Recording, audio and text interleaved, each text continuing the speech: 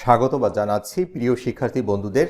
আমরা আজকে এসএসসির 2022 সালে যে পরীক্ষা সংগঠিত হবে, অর্থাৎ এবার যারা ইন্টারমিডিয়েট প্রথম বর্ষে পড়ছো তোমাদের পরীক্ষা হবে 2022 সালে এবং তোমাদের সংক্ষিপ্ত সিলেবাস প্রকাশিত হয়েছে। তাহলে এই সংক্ষিপ্ত সিলেবাস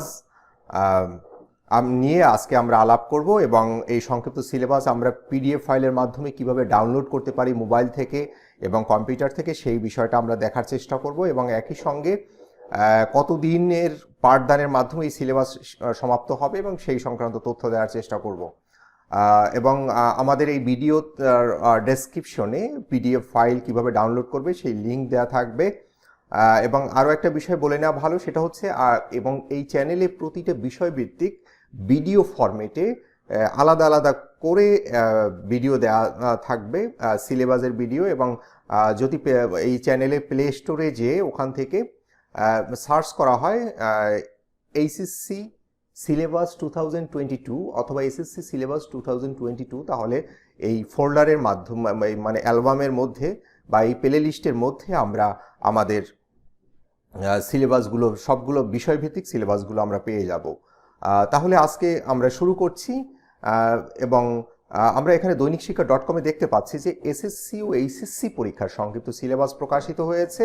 এখানে বলা হচ্ছে যে 2022 খ্রিস্টাব্দে এসএসসি ও এইচএসসি পরীক্ষার সংক্ষিপ্ত সিলেবাস প্রকাশ করা হয়েছে। এই সিলেবাস অনুসারে 150 দিন পাঠদানের পর এসএসসি ও 180 দিন পাঠদানের পর এইচএসসি পরীক্ষা নেওয়া হবে।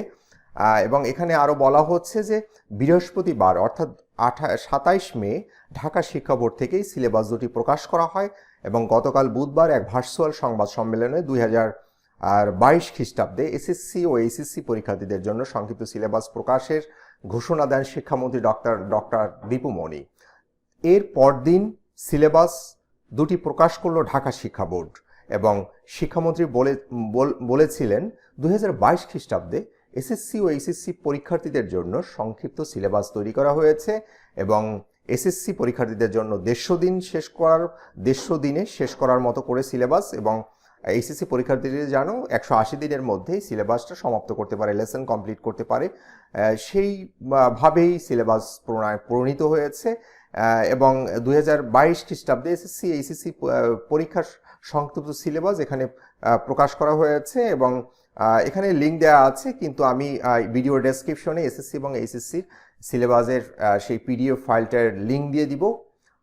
এবং আমরা ইতিমধ্যেই আলাপ করেছি কি, আমি আবারও বলছি যে আমরা যারা কম্পিউটার থেকে পিডিএফ ফাইলটা ওপেন করব, অর্থাৎ এই পিডিএফ ফাইলটা ডাউনলোড করে পিডিএফ ফাইলটা আমরা ওপেন করব, যেহেতু পিডিএফ ফাইলের লিঙ্ক আমি দিয়ে দিচ্ছি ভিডিও ডেসক্রিপশনে, এবং ওই পিডিএফ ফাইলের উপরে ক্লিক করার পরে আমরা যে সফটওয়্যার দেখব, আমরা www.get.adobe.com এই ওয়েবসাইটে যে আমরা এই সফটওয়্যারটা পেয়ে যাব, অ্যাডব অ্যাক্রোবেট রিডার ডিসি।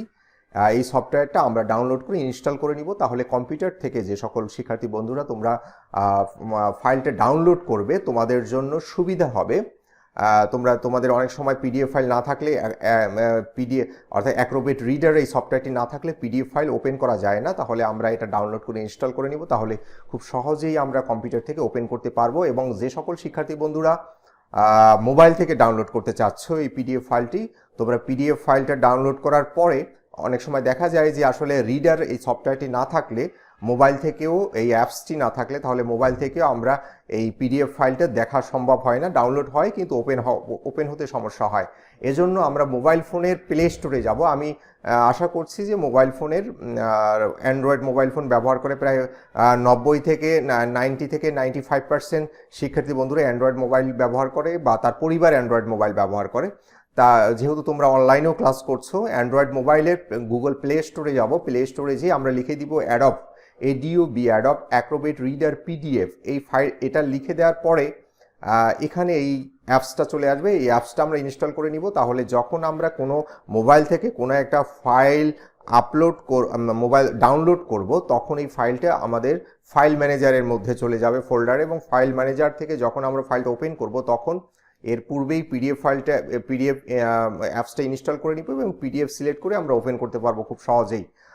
তাহলে আজকে এ পর্যন্তই। এবং আরেকটা বিষয় বলে নেওয়া ভালো, সেটা হচ্ছে যে এই চ্যানেলের প্রতিটা বিষয়ভিত্তিক ভিডিও ফরম্যাটে সিলেবাস থাকবে, অর্থাৎ প্লে লিস্ট থেকে অ্যালবাম এসএসসি সিলেবাস 2022 অথবা এইচএসসি সিলেবাস 2022, এই দুটো অ্যালবাম থেকে তোমরা বিস্তারিতভাবে এই ভিডিও ফরম্যাটের সিলেবাসগুলো পেয়ে যাবে। এবং তোমাদের অনুশীলনের সুবাদে, তোমাদের পড়ার সুবাদে তোমরা তোমাদের বন্ধুদের নিকট এই ভিডিওগুলো বা এই সিলেবাসগুলো তোমরা শেয়ার করো, যাতে তোমাদের বন্ধুরা উপকৃত হয়।